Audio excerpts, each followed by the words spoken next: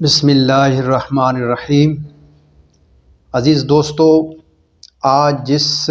موضوع پہ ہم نے بات کرنی ہے وہ ہے کہ بیمار کی بیمار پرسی۔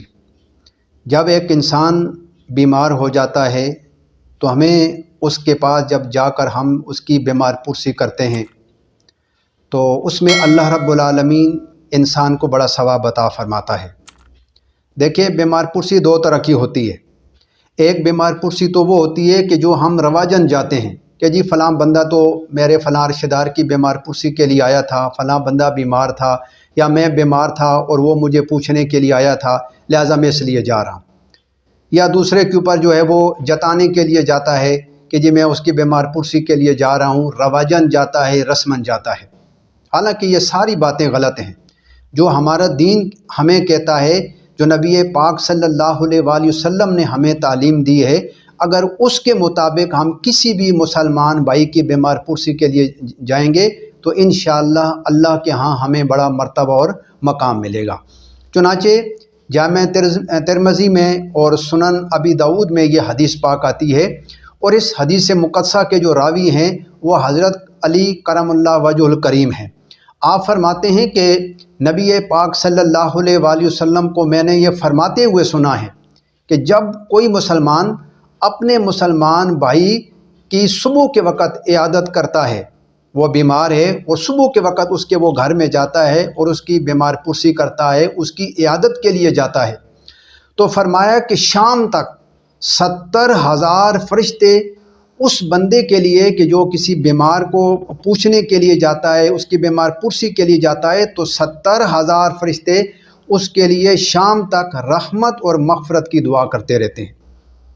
اور اگر وہ انسان شام کے وقت جاتا ہے اپنے کسی مسلمان بھائی کی بیمار پرسی کرنے کے لیے تو صبح تک 70,000 فرشتے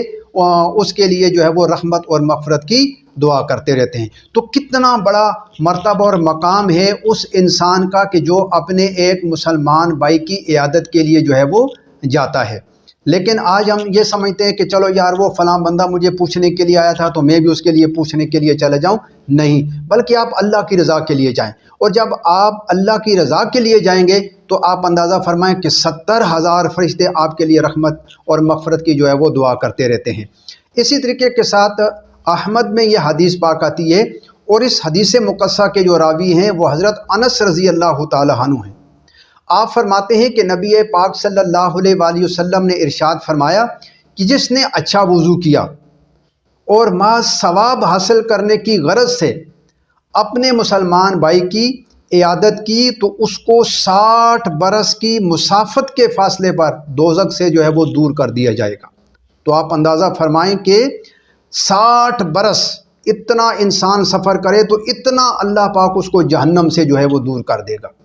تو کتنی بڑی سعادت ہے ایک انسان کے لیے کہ جو اپنے ایک مسلمان بھائی کی عیادت کے لیے جاتا ہے، چاہے وہ اس کا رشتہ دار ہے، چاہے اس کا وہ پڑوسی ہے، چاہے وہ اس کا دوست ہے، چاہے وہ اس کو جاننے والا ہے، چاہے اس کو وہ جاننے والا نہیں ہے۔ تو کتنی بڑی سعادت ہے کہ ایک مسلمان بھائی اچھے طریقے کے ساتھ وضو کرتا ہے اور باوضو جو ہے وہ اپنے مسلمان بھائی کی عیادت کے لیے جاتا ہے، تو اللہ پاک اس کو جو ہے وہ جہنم سے کتنا جو ہے وہ بہت ہی زیادہ جو ہے وہ دور فرما دیتا ہے، یہاں تک کہ وہ 60 برس کی مسافت جو ہے وہ اس کے بارے میں آتا ہے۔ اب اسی طریقے کے ساتھ ایک اور حدیث پاک میں آتا ہے، حضرت ابو ہریرہ رضی اللہ تعالی عنہ جو ہے وہ اس حدیث کے راوی ہیں کہ آپ فرماتے ہیں کہ نبی پاک صلی اللہ علیہ وآلہ وسلم نے ارشاد فرمایا کہ جو شخص بیمار کی عیادت کو جاتا ہے تو آسمان سے ایک منادی ندا کرتا ہے، ایک اعلان کرنے والا جو ہے وہ اس کے لیے اعلان کرتا ہے کہ تو اچھا ہے اور تیرا چلنا اچھا ہے اور جنت کی ایک منزل کو تو نے اپنا ٹھکانہ بنا لیا ہے۔ یہ حدیث جو ہے وہ سنن ابن ماجہ کے اندر آتی ہے۔ تو آپ اندازہ فرمائیں کہ کتنی بڑی سعادت ہے ایک انسان کے لیے کہ جو اپنے ایک مسلمان بھائی کی طرف جو ہے وہ عیادت کے لیے جاتا ہے، اس کی بیمار پرسی کے لیے جاتا ہے۔ اسی طریقے کے ساتھ ایک اور حدیث پاک میں آتا ہے کہ جو جامع ترمذی اور سنن ابن ماجہ کے اندر حدیث پاک آتی ہے، اور اس حدیث مقدسہ کے جو راوی ہیں وہ حضرت ابو سعید رضی اللہ تعالی عنہ ہیں۔ آپ فرماتے ہیں کہ نبی پاک صلی اللہ علیہ وسلم نے فرمایا کہ جب تم بیمار کی مزاج پرسی کو جاؤ تو موت کے بارے میں اس کا رنج و غم دور کرو، اگرچہ اس سے اس کی موت کا وقت ٹل نہیں سکتا، لیکن اس کا کیا ہے، وہ دل خوش ہو جائے گا۔ تو بیمار کے پاس جاؤ تو اس کو یہ نہ کہو کہ تم تو مرنے والے ہو، جی تمہاری صحت تو بہت ڈاؤن ہوگی ہے، یعنی اس کو غم کے اندر مبتلا نہ کرو، بلکہ اس کی تعریف کرو کہ ماشاءاللہ تیری صحت ابھی بہتر ہو رہی ہے۔ ہاں، جو وقت اللہ پاک نے جس کا بھی مقرر کیا ہوا ہے، موت کا یا حیات کا یا شفا کا، وہ تو مقرر ہے، وہ ہمارے کہنے سے یا نہ کہنے سے وہ وقت ٹال نہیں جائے گا، لیکن کم از کم اس بیمار کا جو ہے وہ دل خوش ہو جائے گا، اور وہ بھی کہے گا کہ یار ایک بندے نے جو ہے وہ آ کر مجھے دعا دی ہے۔ اسی طریقے کے ساتھ مشکوٰۃ شریف میں یہ حدیث پاک آتی ہے، حضرت سعید بن مسیب رضی اللہ تعالی عنہ اس حدیث کے راوی ہیں۔ آپ فرماتے ہیں کہ نبی پاک صلی اللہ علیہ وآلہ وسلم نے فرمایا کہ بہترین عیادت یہ ہے